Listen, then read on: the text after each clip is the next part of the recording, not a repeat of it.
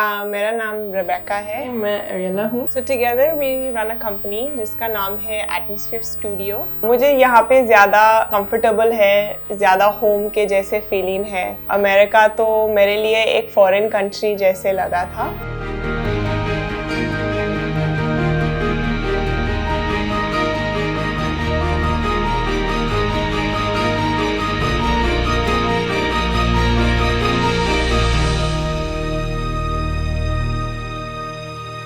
हमने ये नोटिस किया था कि जैसे दिल्ली में बहुत ज़्यादा पोल्यूशन है, बहुत ज़्यादा फूड पॉइजनिंग है और इजी एक्सेस प्रोबायोटिक्स भी नहीं था 2016 में। टाइम तो हम अपने लिए kombucha बना रहे थे, अपने दोस्तों को भी देते थे। मैं न्यूट्रिशनिस्ट हूँ, तो शुरू में मैं अपना क्लाइंट्स को रेकमेंड करती थी क्योंकि मेरा फ़ायदा हुआ था ब्लोटिंग में एंड गट इश्यूज़ में। जो फीडबैक मुझे मिला था वो बहुत ही ज़्यादा पॉजिटिव था। लोग मुझसे पूछते थे इज़ इट शैम्पेन, लाइक बहुत लाइट फ्लेवर है। मुझे लगा I am drinking wine but वो अल्कोहलिक नहीं है।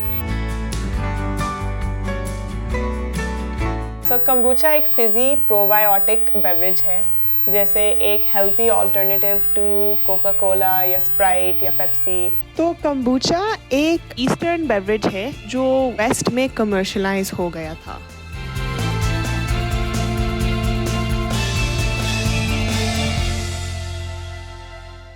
हमारे बिजनेस 2018 में शुरू किया था। जब हम दोनों इस बिजनेस को स्टार्ट किया था, हमारे पास बिल्कुल कोई एक्स्ट्रा पैसे नहीं था बिजनेस को चलाने के लिए, तो हम दोनों फुल टाइम जॉब्स कर रहे थे और kombucha अपने घर पे बनाते थे, हम खुद बनाते थे। लेकिन उस टाइम तो बस एक ही मशीन चाहिए था, कैफीन मशीन। तो हमने सबसे सस्ते वाले ले लिया था, वो ओल्ड दिल्ली जाके मैंने टैक्सी उबर में ले लिया था घर पे, और वो एक 10,000 रुपये का कैफीन मशीन था।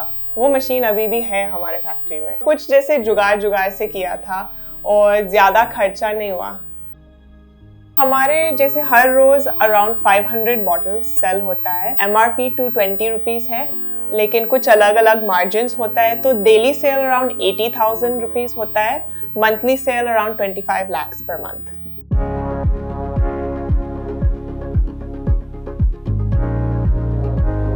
एक्चुअली शार्क टैंक तो हमारे फर्स्ट टाइम था पिचिंग टू इन्वेस्टर्स, और वो भी हिंदी में और वो भी ऑन टीवी। तो एक काफ़ी बड़ा एक्सपीरियंस था जिससे हमने बहुत चीज़ें सीखे भी है। शार्क टैंक की बाद आई वुड से हमारे बिजनेस डेफिनेटली बड़ा हो गया है, सेल्स ज़्यादा हुआ है। सबसे बड़ा चीज़ है कि जैसे kombucha की नॉलेज भी बढ़ गए हैं और हमारे ब्रांड की अवेयरनेस भी बढ़ गए हैं। तो ये शार्क टैंक एक बहुत हेल्पफुल एक्सपीरियंस था हमारे बिजनेस के लिए। अगर हमें कुछ चीज़ खरीदना है या कहीं ऑफिस के लिए जाना है, लाइसेंस के लिए या ऐसी चीज़ के लिए जहाँ पे लाइक वो रेट फिक्स नहीं है, तो हम शायद खुद नहीं जाएंगे, क्योंकि इंडिया में ऐसे होता है ना कुछ वाइट टैक्स। मतलब आप ऑटो के लिए जाएंगे तो वो ड्राइवर आपको 20 रुपीज़ बता देंगे, मैं जाऊंगी तो मुझे 50 रुपीज़ या 100 रुपीज़ बोल देंगे। कुछ लोग तो जैसे वो वाइट स्किन देखने से इनके आँखों में पैसे आते हैं। जब ऐसे कोई हाल है तो फिर हम जैसे टीम से किसी और भेजते हैं, जैसे हम खुद नहीं जाते हैं।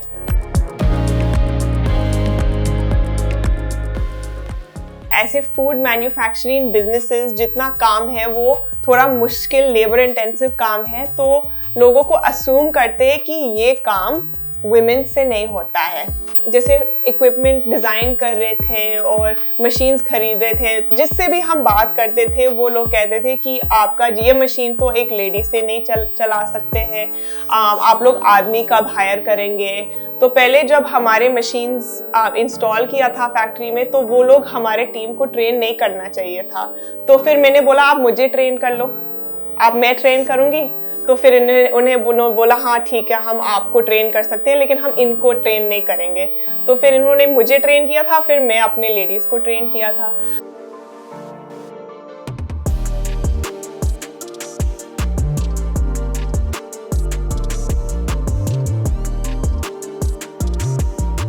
फूड टेक कंपनी पहली ऐसी दिखी मेरे को, फूड एंड बेवरेज, जिसमें सारी की सारी वुमेन ही थी। तो तो मेरा काफ़ी अच्छा लगा। मैं अपने बच्चों को भी कम्बुचा पिलाती हूँ तो उनको भी बहुत अच्छा लगता है। लाइफ में मेरे ये बदलाव है कि मेरी बेटी है 19 साल की, अभी नर्सिंग ट्रेनिंग कर रही है, बच्चे भी पढ़ रहे हैं, जो भी उनकी ख्वाहिशें हो वो पूरा करती हूँ। यहाँ पे सब लोग अलग अलग जगह से, अलग अलग स्टेट से आए हैं, कुछ शहर से भी हैं, कुछ गांव से भी हैं, लेकिन यहाँ पे सब एक आइडेंटिटी बन रही है सबकी, सब अपने बलबूते पे खड़े हो रहे हैं। लाइक कुछ लोग नॉन एजुकेटेड भी है लेकिन वो बहुत स्किल्ड हैं, लाइक वो प्रोफेशनली काफ़ी स्किल्ड हैं, तो यहाँ पे वो एक एक्सपीरियंस गेन कर रहे हैं। मेरे फैमिली को देखा जाए तो अच्छा लग रहा है। अभी जैसे बताया तो बोले कि चलो अपनी लाइफ में कम से कम आगे तो बढ़ रहे हैं। मुझे यहाँ पे ये सीखने को मिला कि हमेशा एजुकेशन ही मतलब प्रायोरिटी नहीं, कि उसके भी उस पर हम कुछ कर सकते हैं। हम अगर हम चाहें तो काफ़ी सीख के भी काफ़ी कुछ किया जा सकता है।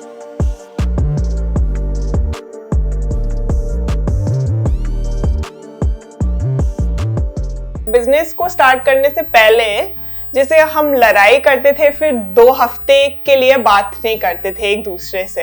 आजकल तो कैसे होता है, हम लड़ाई करते हैं, फिर 2 मिनट बाद में उससे कुछ क्वेश्चन पूछना है या कुछ ऐसे करना है, तो हम वो बहुत जैसे लंबा नहीं है हमारे लड़ाई। मुझे लगता है हमारा स्किल सेट काफ़ी अलग है और ये बहुत कॉम्प्लीमेंट्री भी हो गया है, एंड लाइफ में एक बेटर बिजनेस पार्टनर कभी नहीं मिल सकती थी। Your parents must be very proud.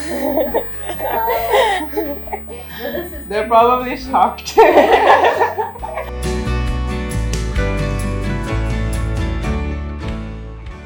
हम दोनों कंप्यूटर साइंस की पढ़ाई किए हैं। हमारा पापा एक मैकेनिकल इंजीनियरिंग प्रोफेसर हैं, तो उसने हमें इनकरेज किया था कि कुछ इंजीनियरिंग, कुछ टेक्निकल सब्जेक्ट कर लो।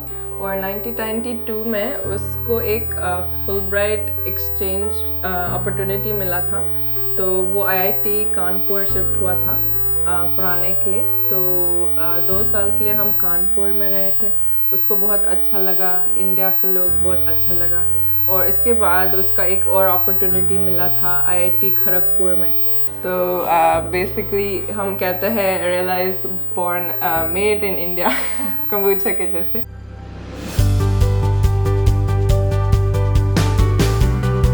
तो मैं चाहती हूँ कि गट हेल्थ या ईटिंग फॉर योर हेल्थ एक मुश्किल चॉइस नहीं होना चाहिए।